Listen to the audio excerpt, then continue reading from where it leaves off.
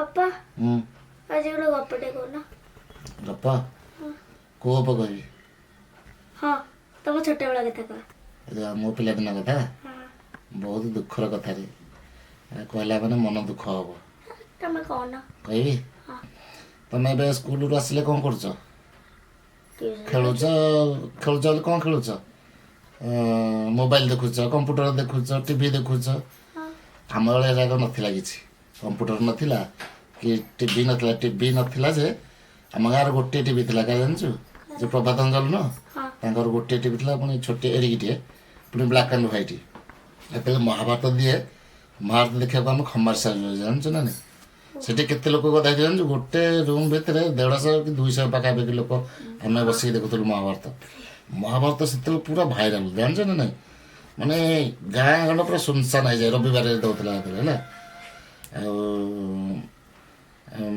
है टीवी बेले से आम देखू केवल कौन कहूँ महाभारत रविवार है ना आ बाकी समय आम कबाड़ी खेलु बाटी खेलु पिली खेलु जानचु गोटे कथा खरा दिने माँ आमको बिंचुव आम शोथु जो बिंची बिंची बिंची बिंची माँ शो पड़ो निदे फिर खसिकी पलि आसबि जान कि आसिक आम ड्रामा करूँ आम बारिपटे जो पया गछटा नहीं से गोपाल अंकल मु गोटे सुरेश बोली गोटे सांग आम सार सब पिला मैंने मिसिकी ड्रामा करूँ जान कि आम माने राइटर आम निजे निजे आम लिखू स्टोरी निजे एक्टिंग करूँ निजे डायरेक्टर स्टेज भी आम निजे तैयारी कर जो सड़े न सड़े बांधिकी माइक्रोफोन जो ये करते स्पीकर साउंड भी है से बहुत इंटरेस्टिंग जानचु ना नहीं जो आम एमती पिलादिने खेलुलु आ गोटे कथा कहबी मजा कथा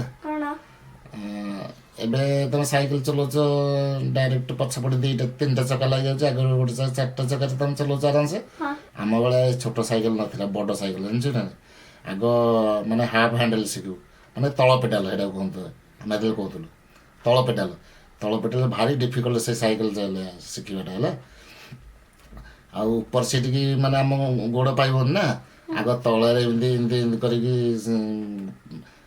एपटे गोटे गोड़ से भितर रड भितर पूरेकी गोड़ आग तल पेडाल चलैबू है तापर जा शिखी सारापर सीट्रे बसबू है मु तल पेडाल शिखी जाइली ऊपर पेडाल पे कौन कहलु आम जो सामना जो दुकान देनी से गोटे शंखटे अच्छी से आम घर दुकान जो घर जाके पूरा एमती गड़ानी है मुझे शंख उपर ठिया है सीट पर बस पड़ी साइकेल गड़ेबी शिखुली है आसिकी मुझे आसूसी नुआ नुआ शिखुची आम गाँव गोटे बुढ़ी लोक से आम जो धलर जो अइना दादा माँ से मोर जेजेमा हे है कि सी पा नहीं गरारे जाऊला मैंने पितल गरा काखी नहीं जाऊला मु साइकेल ऊपर सीटे बस मो गोड़ पाउनी गड़ी जाऊ साइकेल मोर मन पड़ानी ब्रेक धरिया को डायरेक्ट ढाई जा बुढ़ी दे बुढ़ी गड़ी गड़ी गड़ी जागे गराटा भी गड़ी गड़ी गड़ी जाऊँगी सब लोक गदा हो गले मु लुचिकी जाऊँगी घर को बापा हटो शुणिकी आसिले बा आसिक कहले ताऊ किए साइकेल दवा कहला साइकेल चाबी पकईदे आ 2-3 मास आगे मत साइकेल देले जानच ना से गोटे स्टोरी एमती गुड़ाए स्टोरी अच्छे पिलादिन आ गोटे कहबी जो गोपाल अंकल न रिक्शा थिला 2टा रिक्शा माने से चलाऊ नथिले से दौले लोक मान चलैया से माने दिन आग चलेबे राति की 10 टका ना 5 टका एमती आनिक आमको दिखाती से है कि 20 टका एमती कौन दौले मोर मन ना खरा दिन पूरा उदुदिया दीपर गाँ पूरा सुनसान से जहाँ घर सब शो खरा प्रबल हुए आम गोपाल मोर मैंने बेस्ट फ्रेंड ना आम दीपर 2 जन बुलू सी कहला चल आम रिक्शा चलेबा बोल चल सी शिखीला धरिकी पलैलु कौट जो हाड़ी से जो ना शंखटा ये शंखटी की नहीं गलु से पुणी आउ थे रिटर्न आसला से बोले तू तो सदा चलाऊँ आज मुझे चलेबी दे कह ना तू चल पार मुझे दे ट्राएल कर चले ताल चला से बसला मुझे चलैली रिक्शाटा चलैया तो सहज नुह जानच ना नहीं रिक्शा चलैला आसिकी से गोटे साइड कि पूरा टाणी नब बुझलु ये आसला आसिकी से जो सोना दुकान साइड गोटे नालटे जाल पानी ना कि खाली कादू सीधा ता भितर पशिगला ଗଡ଼ାଲଟା ଏମିତି ପୁରା ଖାଲ ଭିତରେ ନାଳ ଭିତରେ ପଶିଗଲା ଯେତେବେଳେ ଯେତେ ଆମେ ଚେଷ୍ଟା କଲୁ ଆଉ ତାକୁ ଉଠେଇ ପାରିଲୁନି। କ'ଣ କଲୁ ଏଠୁ ଭିଡ଼ା ଭିଡ଼ି କଲୁ, ଚେଷ୍ଟା କଲୁ, ଉଠେଇ ପାରିଲୁନି। ଏଠୁ ଆସିକି ଚୁପଚାପ ଘରେ ଶୋଇ ପଡ଼ିଲୁ। ତା ବାପା ସଂସାର ନା ଉଠିକି ଆସି ଶୋଧିଲା ଗୋଟେ ନେଇକି ଆମ ରିକ୍ସାକୁ ନାଳ ଭିତରେ ପୁରେଇ ଦେଇଛି। ଆମେ ଦି ଜଣ ହସୁଛୁ। ଏଠୁ ଲୋକ ଆଣିକି ସବୁ ରସି ବାନ୍ଧିକି ତାକୁ ଭିଡ଼ିକି ବାହାର କଲେ ତା ଭିତରୁ, ନାଳ ଭିତରୁ। ଏମିତି ଆମେ ପିଲାଦିନେ ଟିକେ ଟିକେ ବେଶୀ ଦୁଷ୍ଟ ନୁହଁ, ଟିକେ ଟିକେ ଦୁଷ୍ଟ ହଉଥିଲୁ ଆଉ। ତାପରେ ପୋଖରୀରେ ବୁଡ଼ିବୁ, ମାନେ ମୁଁଆ ପୋଖରୀ ଦେଖିଛୁଟି? ହଁ କେତେ ବଡ଼ ପୋଖରୀ! ବହୁତ ବଡ଼। ଏପଟୁ ସେପଟକୁ ପହଁରି ପହଁରି ଯିବୁ, ସେପଟୁ ପହଁରି ପହଁରି ଏପଟକୁ ଆସିବୁ। ମାନେ ଏତେବେଳେ ଆମେ ଏତେ ଇଏ ଥିଲୁ। ଆଉ ଆସିଲା ମାନେ ମା ତ ଠାଏ ଠାଏ ଠାଏ ବସେ। ଏତେ ଯାଇ ଗାଧୋଉଥିଲେ। ଗାଧୋଇ ଗାଧୋଇ ଏଗୁଡ଼ା କରିନୁ ସବୁ ଧଳା ହେଇଯାଇଥିବ, ହାତ ଗୁଡ଼ା କୋଲ କୋଲ ହେଇଯାଇଥିବ ସବୁ।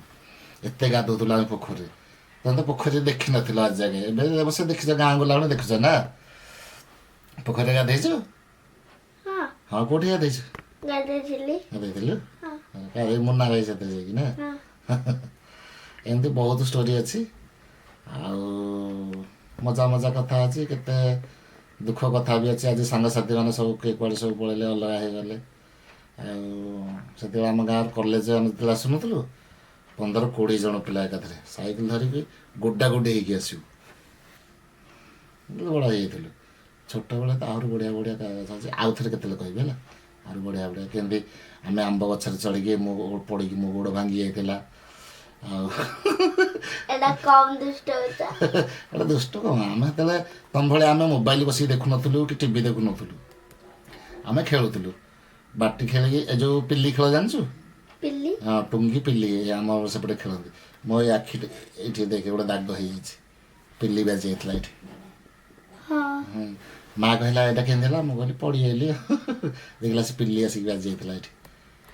ଟୁଙ୍ଗି ପିଲି ଆମର ସେତେବେଳେ ଖେଳୁ, ଢାଗା ଖେଳୁ, ଆଉ ବୋହୂ ଚୋରି ଖେଳୁ। ସେତେବେଳେ ବଢ଼ିଆ ବଢ଼ିଆ, ମାନେ ଆମ ପିଲାଦିନଟା ବଢ଼ିଆ ଖୁସିରେ କଟିଛି। ଆମ ସ୍କୁଲରୁ ଆସିଲୁ ନା, ବ୍ୟାଗ୍ ଥୋଇ ଦେଇକି ଚାଲିଲୁ ଖେଳିବାକୁ। ଆଉ ଗୋଟେ କଥା ଜାଣିଛୁ, ଆଉ ଗୋଟେ ଇଣ୍ଟରେଷ୍ଟିଂ କଥା, ଯେଉଁ ଆମ ଗାଁ ପୋଖରୀ ମୁଣ୍ଡ ଗୋଟେ ମାନେ ତେନ୍ତୁଳି ଗଛ ଥିଲା। ଶନିବାର ସେଠି ଆମେ ସବୁ ଚଢ଼ିକି ସେ ତେନ୍ତୁଳି ଗଛ ଉପରେ ପୋଖରୀକି ଡେଇଁବୁ ହେଲା। ଥରେ ଏକାଥରେ 10-12 ପିଲା, ମୁଁ ଏତେ ସେ ଯାଇନଥିଲି, ମୁଁ ତୋଟେଥିଲି। କାହିଁ କହିଲୁ? ବା ପାଖରେ ସେଠି ଥିଲେ ତ, ମୁଁ ଆଉ ଗଲିନି। ସେମାନେ ସବୁ ଚଢ଼ିଲେ ଆଉ ଏକାଥରେ 10-12 ଜଣ ଚଢ଼ିଲେ। ତାପରୁ ଡେଇଁଲେ ଆଉ। ଯେଉଁ ବାଲୁଆଙ୍କର ଗାଡ଼ି ଚଲାଉନି, ସିଏ ଆଗ ଡେଇଁଛି, ତାପରେ ଆଉ 2-4 ଜଣ ଡେଇଁ ପଡ଼ିଲେ। ସିଏ ପଙ୍କ ଭିତରେ ପୋତି ହେଇଗଲା ଆଉ। ପୋତି ହେଇଗଲା ଯେତେବେଳେ ସେଠୁ ଡାକ ପାଇଲେ, ଭାଲୁଆ ବୁଡ଼ିଗଲା, ଭାଲୁଆ ବୁଡ଼ିଗଲା। ସେଠୁ ଆମେ ଥିଲୁ ବାପାଙ୍କର ମୋର ତୋଠରେ, ଆଉ ଜଣେ ମୁରଲି ଧଳ ବୋଲି ସିଏ ଜଣେ ଥିଲା, ଜାଣିଲି। ସେଠୁ ଦୌଡ଼ି ଗଲେ। ସେଠି ଏତେ ଗଭୀର ପାଣି ଥିଲା। ବାପା ଆମର କ'ଣ କଲେ, ବୁଡ଼ିକି ଯାଇକି ପଙ୍କ ଭିତରୁ ଦୌଡ଼ାଣ୍ଡିକି ତାକୁ ଧରିକି ଆସିଲେ। କାହାକୁ? ଭାଲୁଆକୁ ଧରିକି ଆସିକି ସାଙ୍ଗେ ସାଙ୍ଗେ, ଯେତେବେଳେ ତ ଏତେ ମେଡ଼ିକାଲ ଫାସିଲିଟି ନଥିଲା, କ'ଣ କଲେ ନା ଶଗଡ଼ଟାକୁ ଓଲଟେଇ ଦେଲେ, ତା ଚକାରେ ତାକୁ ବାନ୍ଧି ଦେଇ ଘିରି ଘିରି ଘିରି ଘିରି କରି ବୁଲେଇଲେ। ସେ ତାକୁ ପାଣି ଫାଣି ପିଇଥିଲେ, ସବୁ ବାହାର କରିଦେଲେ। ସେଠୁ କିଛି ମାନେ ନଡ଼ ହେଉଥାଏ, ସମସ୍ତେ ଭାବିଲେ ମରିଗଲା ବୋଧେ ଆଉ।